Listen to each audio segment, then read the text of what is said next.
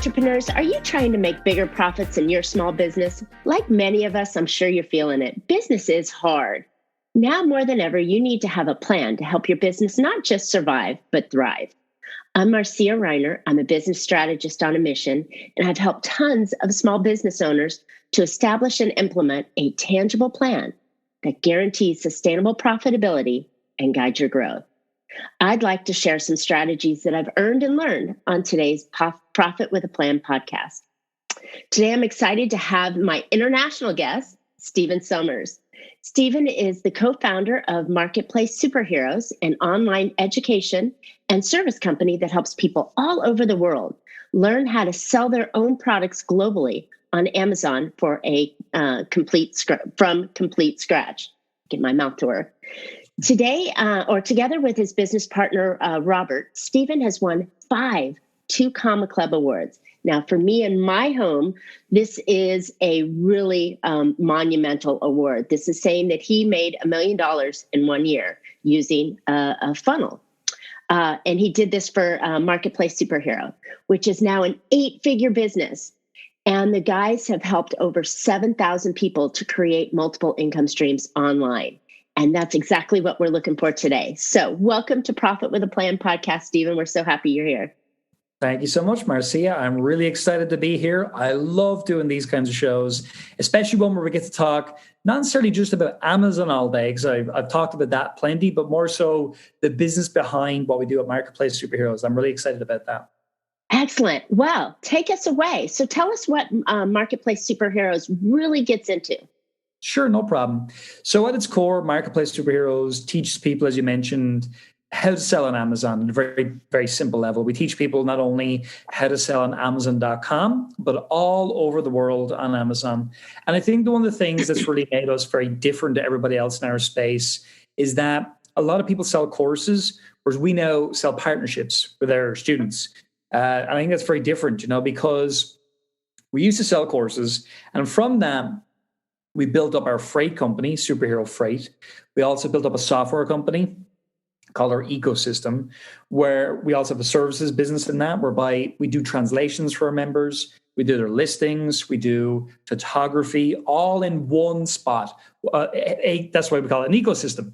So how we're more of a partnership with our clients is, well, when you come in, yes, you will learn how to sell on Amazon, but then what happens when you need to ship something? You use our freight company. What happens when you need a translation done? You use a translations company. So we've merged like information companies, a coaching company with a services business, and that's what's helped us scale really quickly to 8-figure level yearly, and it's growing all the time. And just to give people a little bit of a perspective, in 2020, we shipped 2 million items from the Far East to the States, to Europe, to Australia, and now we're just opening in Canada, our warehouse there as well. So it's pretty cool, and it's pretty crazy. And I have a lot to talk about when it comes to growing this type of a business because I've been through everybody's programs. I've just learned everything and brought it all together into a place that I understand, and it's helped us become successful.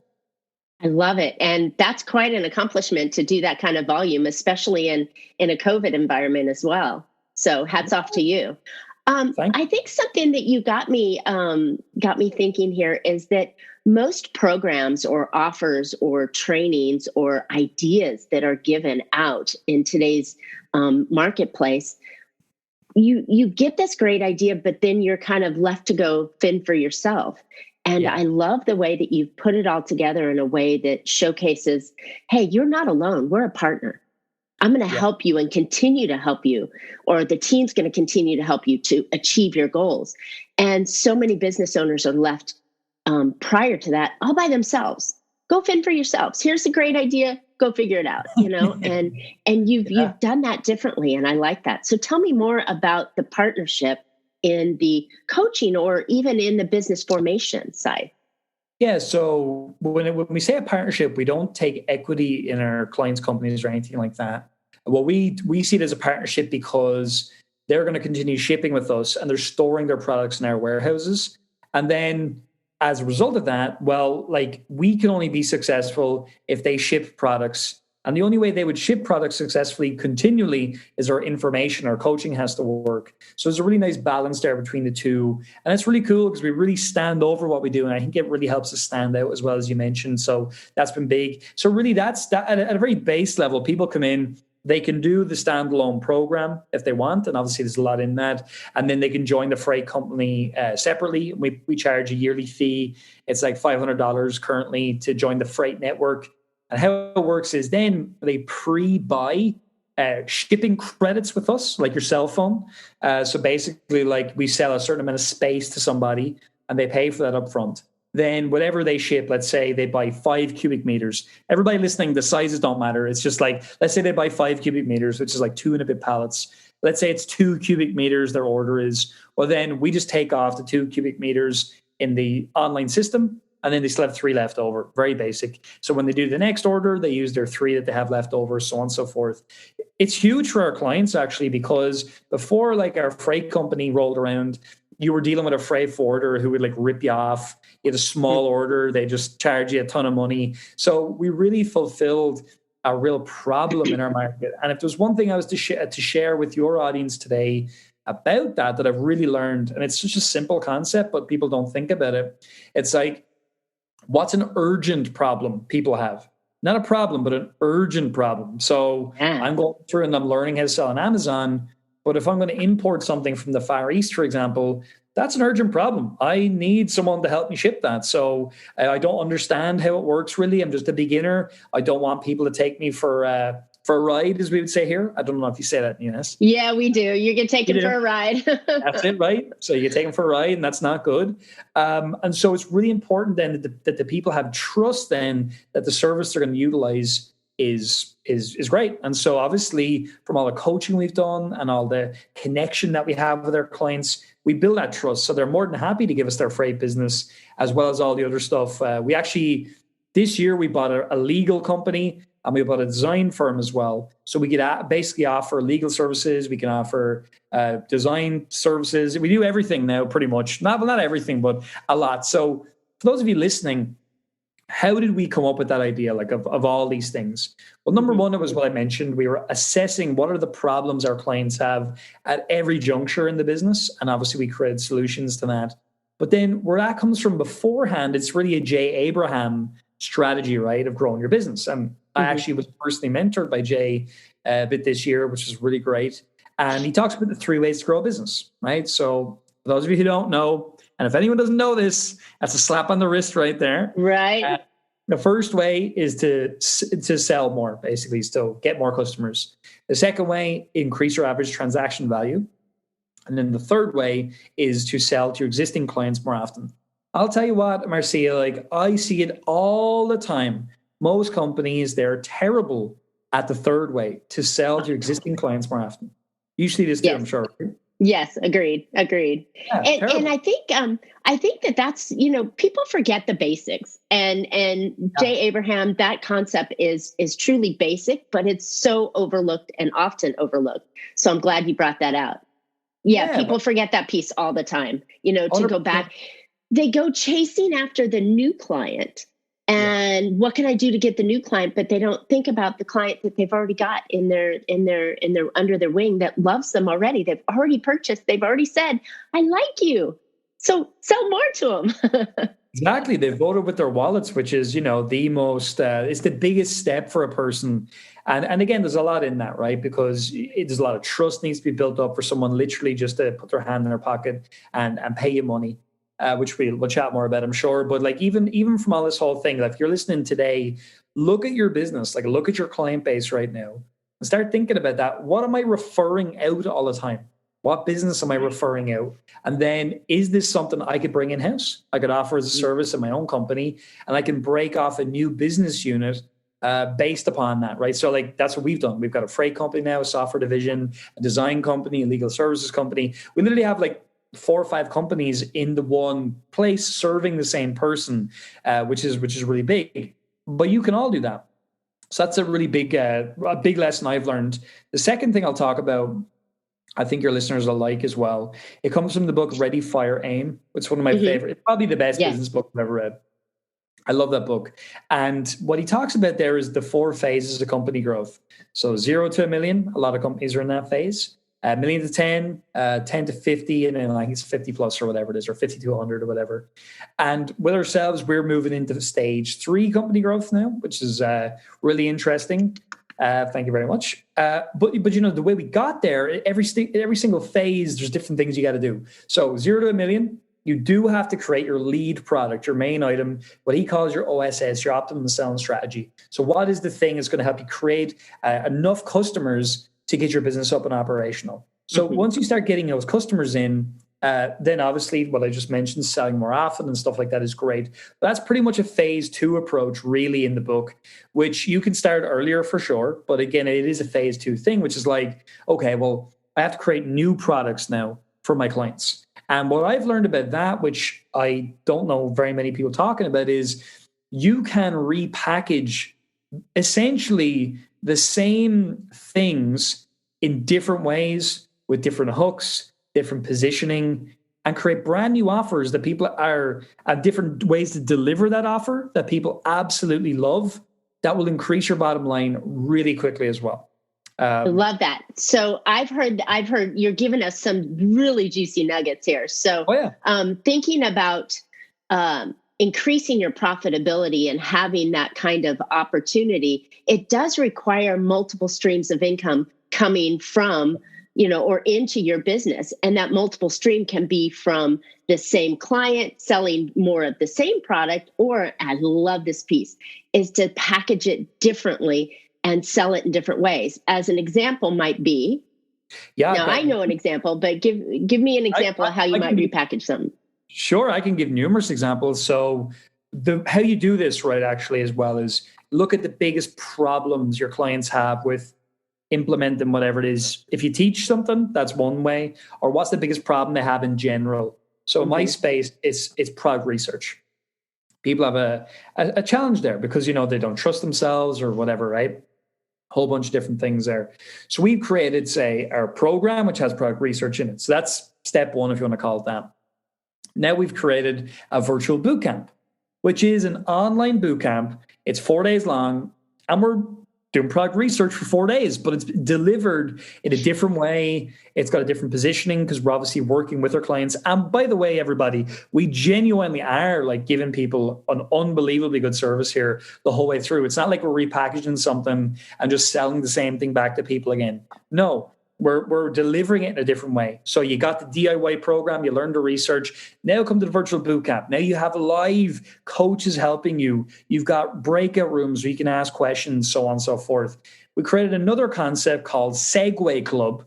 So it's like Fight Club. And the reason we call it Segue Club is segueing is one of our strategies we use for product research. So only people in our community understand that. But it was giving people a shortcut for product research. So this was, well, look, if I tell you the products that when you look at them on Amazon and you see beneath, well, products related to this item, there's tons of good products that are interesting for you. I could literally give you a list of products, show you how to go and research them further and find related products that are great items. So hopefully that makes sense, but that's basically the gist of it, right? So we've repackaged a research strategy into 3 different things, 3 different ways of delivering, and actually very different benefits, perceived and real, from our clients at all different price points. You know, I love it because I think it's so important to have different ways of delivering it as well. Because when you're delivering your service or your product,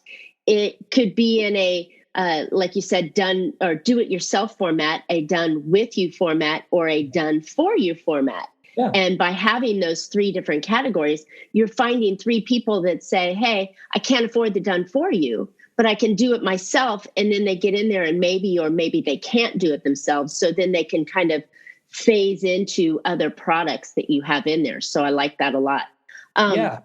It makes total sense whether you're in the product area or in the service area.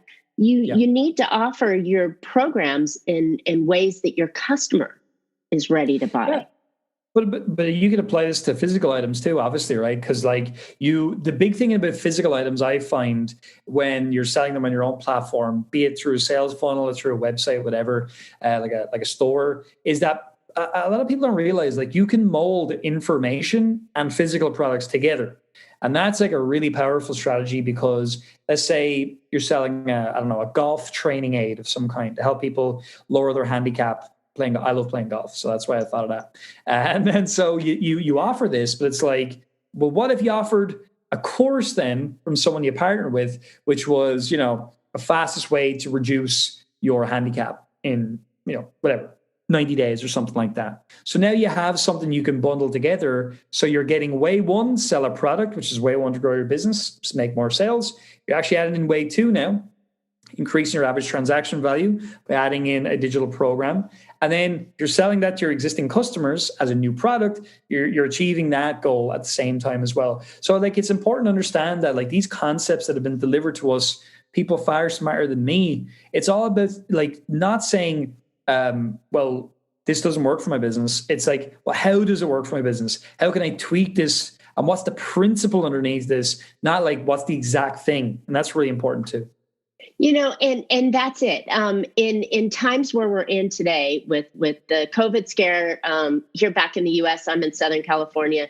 We've just gone back into lockdown through the end of the year, probably mid-January is what some of my advisors are telling me.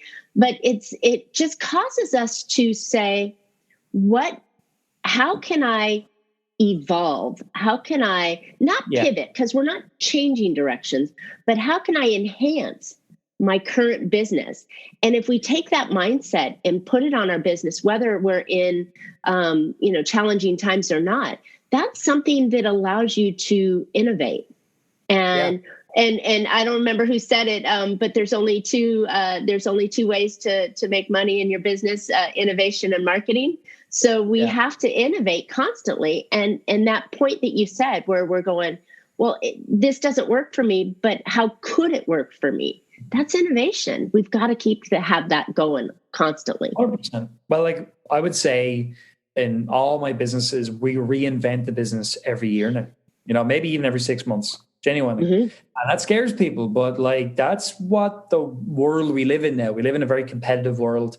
Yes. So you've got to be constantly reassessing the business, re-examining the business, and looking at, well, how can I, as you say, evolve with the times? A good example I saw recently was there was a company, I think it was in New York, and they were a pizza company, and they started selling at home pizza kits to people. They couldn't come into the restaurant anymore. They couldn't do whatever. So they started doing that. And now this is a humongous thing because people wanted to cook pizza at home. And so that's a really smart evolution where they kept the same brand, they kept everything the same. They just created a new product that would serve the current, the current market in the right way. And I think that's a critical thing. Even with us, the only reason we did a virtual boot camp was because the physical boot camp was impossible. People couldn't travel to Ireland. They would usually fly in from the US and all other kinds of countries. So that was a big thing for us. Well, what do? We do virtual, cool. And then everybody else started doing virtual summits. And we said, we don't want to do a virtual summit because that's what everybody's doing. Okay, let's do a virtual boot camp for our clients only and make it a great experience. And, lo and behold, we did 2 of them and they sold out within just a few minutes each. And they were a massive success. Clients preferred them to the physical boot camp, which kind of annoyed us in a way, but it made us a lot more money. So it was that. Right. The bigger thing was the clients actually got a better experience, which is more important. Now money's important, but you'll get money when people have a great experience. So it's important. Totally. And I think that this time that we're in right now, allows us to, as we evolve, to find ways to become more profitable. And because we're all about the profitability, when your customer has that experience and they like it, they're going to come more often. They're going to get more out of it. And I think I like the idea of the boot camp versus the summit, because the boot camp gives them hands-on stuff that they're going to do, and they're going to walk away with a tangible solution versus here's this, go try it yourself, or buy into all it later on. Speakers that are going to confuse the hell out of you, and then you might buy some of their stuff or not. And right. You're exactly right. You've nailed that, straight away. That was brilliant for us. But I agree. And again, some people might be listening to me today and say, well, that's easy for Stephen to say because, he's in the right business or whatever. And there's probably a bit of truth to that. But at the same time, even though we're in the quote unquote correct business, we still have to keep innovating and changing and looking at how things are going. Like our warehouses had to close for a while and all of that, which we dealt with. And, the Amazon weren't accepting inward goods for a little while. That's all stopped now, thankfully. So, every business has been affected, some more than others. But I do think it comes down to, the most important thing, the species that survives the longest is never the strongest. It's the most adaptable, Yeah, I like that. Okay, so in adapting in our business, you've gone through a couple of different ideas. You've given us some really good pieces that you coach your clients on with the J. Abraham thought, with the what was the other book? Sorry about that.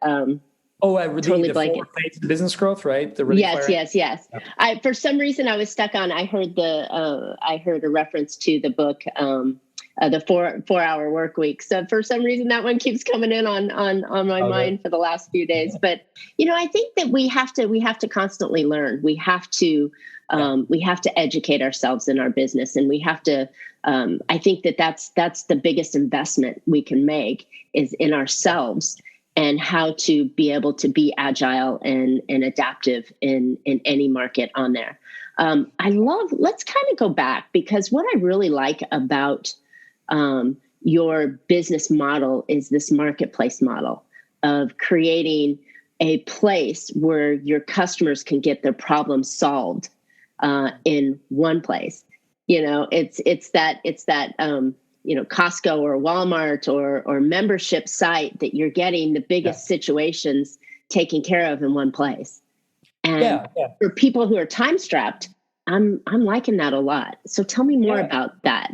You have the legal and everything else in there. Yeah, people love it. Like our clients love it because, as I said earlier, that trust factor. Trust is the biggest thing in business for everybody listening. Like it really is. When you've got trust, your audience will come and purchase whatever you've got because they know you're only selling something that truly does solve a problem. It's not some, fluffy thing that doesn't work or whatever, and they get that. And we've definitely seen that in our own business. So the marketplace thing was something that really evolved with time. When we started out, we had was myself, Robert, and one person. And so we had just a course, nothing else. And I was calling people on the phone to sell our first programs. Obviously, we built an Amazon business successfully for years before that. And so then we got a number of customers into that program, and that was great. But we just knew, what are the problems these guys are going through? So the freight was the big one. And so we tried to solve it by going to freight companies and partnering with them, which is kind of what J. Abraham would do, right? It's his kind of model. Mm-hmm. But, we just found it never worked well because the companies didn't see our vision and found it very hard to understand what we were looking to achieve, because we were really changing how the freight industry operates. They're usually very low margin. They are used to making a very small amount of money on a container from China or somewhere. So that was their model. And we didn't want that model. We wanted a model where we had our own containers. We were selling space to a lot of our clients. And even though our clients were saving a ton of money, we were still very profitable in those containers. And we also had a membership, like you mentioned, a membership thing where people paid money for the year. Freight companies were just like, no one's going to pay you guys money for just to join the network. They're not going to do that. And we were like, they will, because they understand, as you mentioned another thing, which was Costco, I think in the States, right? It's like you get a Costco card or whatever. And you're basically paying some money to save a lot of money. I don't know if that's fully correct. Yes. That's the idea. Yes. Same with us. You're paying some money to save money. So you're joining what we would really deem more of a a co-op, we would call it, right? A cooperative. And that's really what it was. And no one ever really done that in our space. Everyone was just sort of trying to make money in a different manner. And so we only actually deal with our members of our programs. We do not go outside just yet, simply because we keep on filling bloody warehouses all over the world. And, we have a huge space in Houston in the US, huge space in Northern Ireland, and it just keeps growing and growing and growing. Like next year, we should ship 3 to 4 million items. So my point anyway is it developed gradually. It developed organically. It made sense. And all we keep doing is asking, what's something that's complicated, we're referring out, and then can we do it ourselves? Even this year, that the legal thing, we had a guy, he's a partner now, Robert Wright, brilliant attorney from Kentucky, was a great kind of contributor to what we were doing. And we were just like, how can we get it that Robert is part of the business now? And we can give all that trust over to him. We can build in trademarking services and things like that. There's a whole complicated thing we had to do there with the legal profession because, in certain states, you right. can't reach the legal services and all that. So we don't technically sell legal services, blah, blah, blah. It's a whole pain in the ass, basically. But you get over these things. I think the big thing for everybody today is like when you're building stuff like this, if it's hard, it's good because then it's hard for other people to build, Yeah, I like that. Yes. And it's that innovative thing that you're trying to solve that problem that they're having, that common problem.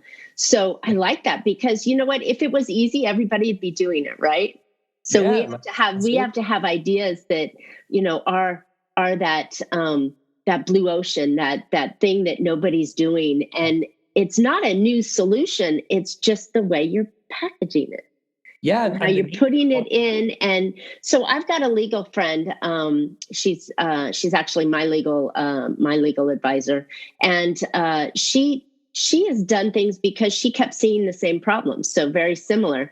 And so she put these packages together for contracts and legal agreements for consultants, because that's the piece that was missing. She understood the problems and challenges that were coming in. She didn't create the contract. She just put in the right pieces that we were all needing and packaged it up in a simpler format. And that's what you've done is you've brought in a piece of information and expert person onto your team that solved a problem that everybody was needing. Yeah. So, and again, the audience as well, then they're like, because it's tailored to that niche or niche, they're just like, I'm going to do that because like, even with our freight company, we are less expensive than others, but even if we weren't, it wouldn't matter because people are getting a better service than they can get anywhere else. It's tailor-made to their needs. Yeah, perfectly suited to their needs, And so listeners can do that in any business, whether you are a reseller or you're selling a physical product or you're selling a service. There are things, the mindset around this conversation is how do you create that multiple stream of income that is perfectly aligned for your client? I use this analogy with my clients, and I took it from the banking world. If you think about this might interest you as well. Okay. So the bank borrows your money, right, in the form of a savings account, and then they build multiple relationships with you. They give you a checking account. They get you a credit card. They sell you a home loan. They sell you a car loan. They sell you an equity line.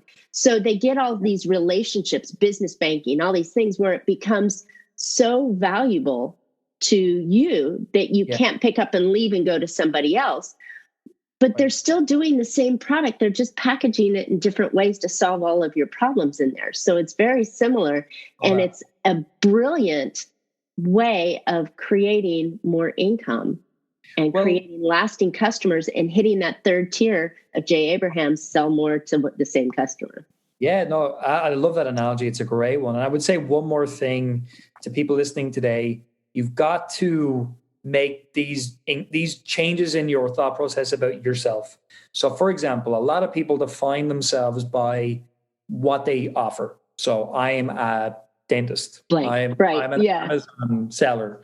But you have to understand that the doing of the thing isn't where the value is created. Dan Kennedy talks about this. The doing of the thing is not where the value is. It's actually making the leap to going, well, no, I'm not a dentist. I market dental services. So I'm the marketer of dental services. And when you see yourself in that way, then you actually, you disassociate yourself from the service. You start looking at the problems around that and the client then, because I could make selling green juice make sense in my business. No, I don't, but I could make it make sense because I have a relationship with people, and it comes down to like your product will change with time. Like we're evolving all the time, and that's the thing. Whereas it's the relationship with the customer is the key. And so what are their problems? And you could build, you could be bringing in people that aren't on your team right now to provide things you can't provide, but you've got the toll position, the connection between you and the customer, and you're in the middle. And that's a powerful place to be. I love it. That's an incredibly powerful place to be. And that's the goal of every business owner, is to engage and create a customer. So why not be in that first level? Ooh, I like it. I like it. Okay, Stephen, you have given us so many great ideas today and so many ways to think about how we're going to launch and move on to the next year and grow our business. Where can listeners find out more about you? Yeah, so marketplacesuperheroes.com is a great place to go if you want to hear about the Amazon stuff I mentioned. Really on the other business building stuff, the best place is going to be stephensummers.com. There's not much there at the moment, but there will be in the new year. And I'll be doing an email newsletter and stuff like that, talking about these strategies. I just love coming on and talking to yourself, Marcy, about these things, because I'm always talking about Amazon every day. But in order to get to where I am today, you have to understand the business, right? And that's why I was really excited to be a guest today. So marketplacesuperheroes.com, YouTube, Marketplace Superheroes, they're great places for people to start, for sure. Love it. Thank you. This is my jam when you start getting into the professional improvement and ideas and leadership directions to move your business in the right direction. So you've been a super value for us today, Stephen. I appreciate it. Thank you. Thanks for having me on. Thank you. Absolutely. Listeners, I hope you found an idea or two or three or four that you can put into your business today that'll help you be more profitable. So considering what's happened to businesses this year, now more than ever, it's important that you create your own profit plan so that you too can have a thriving business. So I've got for you 6 easy action tips that you can put into your business immediately that will create some impact. So go check them out at failproofbiz.com. That's biz.com. So thank you. We would love to hear any of your questions or feedback. And Stephen, I'm sure will respond as well on the comments for the show. Please subscribe and comment on today's podcast. We'd love to hear it. And then you can always catch Profit with a Plan on any of your favorite podcast players. We're looking forward to more profitable information on next week's show. So until then, make your plans and profit with them. Thanks, Stephen. Thank you.